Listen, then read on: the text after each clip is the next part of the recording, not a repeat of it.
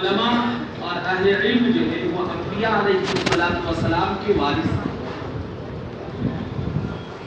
اللہ تبارک و تعالیٰ نے جن کو قرآن کا علم دیا ہے، جن کو حدیث کا علم دیا ہے،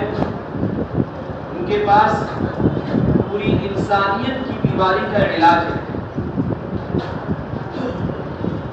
پوری انسانیت کی فلاح کا ان کے پاس جو ہے بہترین جو ہے دوا موجود ہے۔ کہ پوری انسانیت کی فلاح اور نجات کا تعلق ہی جو ہے وہ قرآن و حدیث سے ہے جو حضرات علماء کرام کے پاس ہے، اور اس علم میں امت کے ہر فرد کا حصہ ہے، اس علم میں امت کے ہر فرد کا حصہ ہے۔ یہ علم جو ہے علم نبوت ہے، اور اس کا مستحق جو ہے امت کا ہر فرد ہے۔ امت کے ہر فرد تک اس کی ضرورت کا علم پہنچانا یہ علماء کی ذمہ داری ہے۔ عوام کی ذمہ داری یہ ہے کہ وہ دو علم ضرور سیکھے،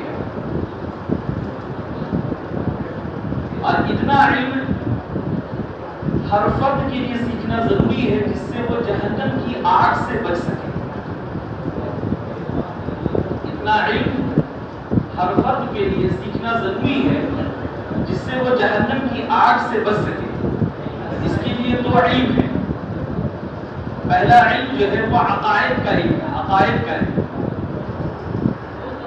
ایمانیات کو سیکھنا، اللہ پر ایمان، اللہ کے رسول پر ایمان، ملائکہ پر ایمان، کتابوں پر ایمان۔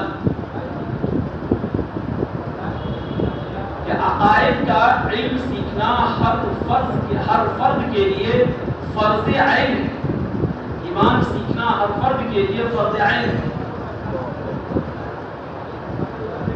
اور دوسرا علم جو ہے وہ مسائل کا علم، کہ اتنا مسائل کا علم وہ سیکھ لے جس سے اس کا عمل صحیح اور درست ہو سکے۔ فضائل کے علم سے عمل کا شوق پیدا ہوگا اور عمل پر انسان آمادہ ہوگا، لیکن مسائل کے علم سے عمل صحیح اور درست ادا کرنا آئے گا۔ اتنا علم سیکھنا جو ہے ہر فرد کے لیے ضروری ہے۔ تو اس علم کو کہاں سیکھا جائے؟ علم کے سیکھنے کی جگہ اللہ تعالیٰ نے مسجد کو بنایا ہے، عوام کے بننے کی جگہ، اور عوام کو سہولت کے ساتھ علم کے سیکھنے کی جگہ وہ کیا ہے؟ مسجدیں۔ کہ مسجدوں کے ذریعے سے ہر فرد کو اس کی ضرورت کا علم ملے، کہ اتنا ضروری علم وہ سیکھ لے کہ جس سے وہ جہنم کی آگ سے بچ سکے۔ اسی علم کے سکھانے کے لیے حضور اکرم صلی اللہ علیہ وسلم جماعتیں بنا کر اطراف میں، علاقوں میں بھیجا کرتے ہیں۔ حضرت مولانا یوسف صاحب رحمۃ اللہ علیہ نے حیات الصحابہ میں ایک باب قائم کیا ہے، ارسال الصحابۃ الی البلدان للتعلیم، ارسال الصحابۃ الی البلدان للتعلیم، کہ صحابہ کرام کا علم دین سکھانے کے لیے علاقوں میں اور ملکوں میں بھیجنا، کہ جب بھی کوئی تقاضا آتا رسول اکرم صلی اللہ علیہ وسلم حضرات صحابہ کرام کی جماعت بنا کر کے اس تقاضے کے لیے بھیج دیا کرتے تھے۔ ایک جماعت ہے، حاکم نے مستدرک میں نقل کیا ہے کہ ایک جماعت عزل اور قارہ کی ایک جماعت حضور اکرم صلی اللہ علیہ وسلم کے پاس غزوہ احد کے بعد آئی، اور آ کر کے وہ جماعت کہنے لگی کہ اللہ کے رسول ہمارے ملک میں اسلام آ گیا ہے اور لوگ مسلمان ہو گئے، آپ ہمارے پاس جو ہے ایسے لوگوں کو بھیج دیجیے کہ جو ہمیں قرآن سکھائیں اور ہمارے اندر دین کی سمجھ پیدا کریں۔ اللہ کے رسول صلی اللہ علیہ وسلم نے 6 افراد کی جماعت بنائی اور اس قبیلے کی طرف آپ صلی اللہ علیہ وسلم نے روانہ کیا اور صرف تعلیم کے لیے روانہ کیا۔ اس میں حضرت مرشد رضی اللہ تعالی عنہ بھی تھے۔ ایسے ہی یمن کے لوگ حضور اکرم صلی اللہ علیہ وسلم کے پاس آئے اور یمن کے لوگوں نے آ کر کے حضور اکرم صلی اللہ علیہ وسلم سے درخواست کی کہ ہمارے ملک میں اسلام داخل ہو گیا ہے، آپ ہمارے لیے ایسے افراد کا انتخاب کر دیجئے جو ہمیں ہمارے اندر دین کی سمجھ پیدا کرے، ہمیں سنتیں سکھائیں اور ہمارے درمیان میں قرآن پاک کے تعلیمات کے مطابق ہمارے مسائل میں فیصلے کیا کریں، ہمارے جھگڑوں میں اور ہمارے اختلافات میں جو ہے قرآن کے ذریعے سے فیصلہ کیا کریں۔ اللہ کے رسول صلی اللہ علیہ وسلم نے فوراً یمن والوں کی اس مطالبے پر حضرت علی رضی اللہ تعالی عنہ سے کہا کہ اے علی آپ یمن چلے جائیے۔ حضرت علی رضی اللہ تعالی عنہ کہنے لگے کہ اللہ کے رسول یمن کے لوگ تو بڑے سخت مزاج کے لوگ ہیں، پتہ نہیں وہ کیسے کیسے مسائل ہمارے پاس لے کر کے آئیں گے جس کا ہمیں علم بھی نہ ہوگا، تو ہم کیسے ان کے درمیان میں فیصلہ کریں گے۔ حضور اکرم صلی اللہ علیہ وسلم نے حضرت علی رضی اللہ تعالی عنہ کو بلا کر کے ان کے سینے پر ہاتھ مارا اور کہا کہ آپ جائیے، ان اللہ سیہدی قلبک ویثبت لسانک، کہ اللہ تعالیٰ آپ کو فیصلہ کرنے میں آپ کی بہترین رہنمائی کرے اور آپ کی زبان کو اللہ تبارک و تعالیٰ حق بات کے لیے استعمال کرے اور حق بات پر آپ کی زبان کو اللہ تبارک و تعالیٰ جما دے۔ حضرت علی رضی اللہ تعالیٰ عنہ کہتے ہیں کہ حضور اکرم صلی اللہ علیہ وسلم کی اس دعا کے بعد مجھے کسی بھی پیچیدہ سے پیچیدہ مسائل کے حل کرنے میں کوئی الجھن نہیں ہوتی تھی، فوراً ہم کیا ہے ان مسئلوں کو، ان کے پیچیدہ مسائل کو ہم حل کر دیا کرتے تھے۔ اس لیے حضرت علی رضی اللہ تعالیٰ عنہ کا لقب ہے اللہم علی،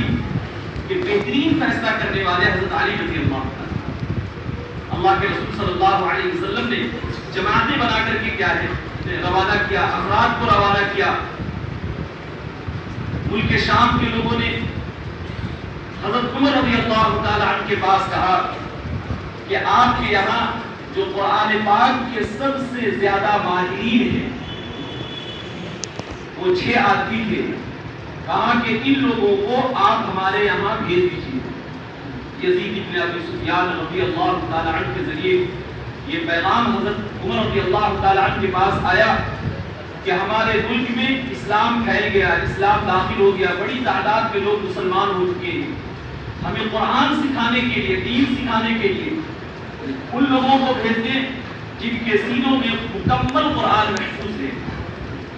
اس میں سے حضرت ابو درداء رضی اللہ تعالیٰ عنہ، حضرت ابو ایوب انصاری رضی اللہ تعالیٰ عنہ، حضرت عبادہ بن صامت رضی اللہ تعالیٰ عنہ، حضرت معاذ بن جبل رضی اللہ تعالیٰ عنہ، حضرت ابی بن کعب رضی اللہ تعالیٰ عنہ،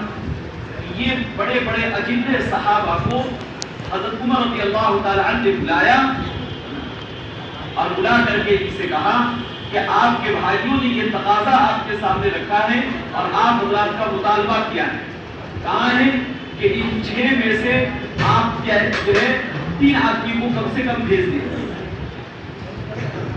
ان حضرات میں سے حضرت ابو درداء رضی اللہ تعالی عنہ، حضرت معاذ بن جبل رضی اللہ تعالی عنہ، حضرت عبادہ بن صامت رضی اللہ تعالی عنہ فوراً تیار ہوئے اور حضرت ابی بن کعب اور حضرت ابو ایوب انصاری رضی اللہ عنہ سے کہا کہ آپ حضرات جو ہے بیمار ہیں یا بہت عمر دراز ہیں، آپ رک جائیے، ہم چلے جاتے ہیں۔ یہ تینوں حضرات گئے ایک صحابی یہ ہے حمص گئے، ایک دمشق گئے، ایک فلسطین گئے. حضرت معاذ بن جبل رضی اللہ تعالیٰ عنہ گئے، محنت کرتے رہے علاقے میں اور وہاں پر افراد کو تیار کیا اور وہیں فلسطین میں ان کا انتقال کیا. تینوں صحابیوں نے اپنے اپنے علاقے میں طاعون امواس میں حضرت معاذ بن جبل رضی اللہ تعالیٰ عنہ کا انتقال فلسطین میں ہوا. ہر صحابی نے دوسرے ملک میں اپنی قبریں بنائی اور دین کی خدمت کے لیے اور دین کی تعلیم کے لیے، قرآن سکھانے کے لیے اپنے ملک کو چھوڑا، اپنے علاقوں کو چھوڑا، امیر المؤمنین کی خدمت کو چھوڑا، ان کی صحبتوں کو چھوڑا. تو اہل علم کے پاس جو ہے سب سے پہلے کوئی تقاضا آتا تو حضرات صحابہ کرام جو ہے اس کے لیے یعنی اپنے آپ کو پیش کیا کرتے تھے. تیار بڑی ضرورت جو ہے وہ یہ ہے کہ امت کو جو ہے اتنا ضرورت کا علم ضرور سکھا دیا جائے جس سے وہ جہنم کی آگ سے بچ سکے. اور اس کا سب سے آسان طریقہ ایک رکشہ چلانے والا، ایک ٹھیلا چلانے والا، ایک ڈاکٹر صاحب، ایک انجینئر صاحب، ایک پروفیسر صاحب اپنی مشغول سے مشغول ترین زندگی میں سے اپنا وقت نکال کر مسجد کو وقت دے سکے اور اپنی ضرورت کا علم سیکھ سکے. کہ مسجدوں میں جو ہے مختلف حلقے لگا کرتے تھے حضرات صحابہ کرام کے زمانے میں.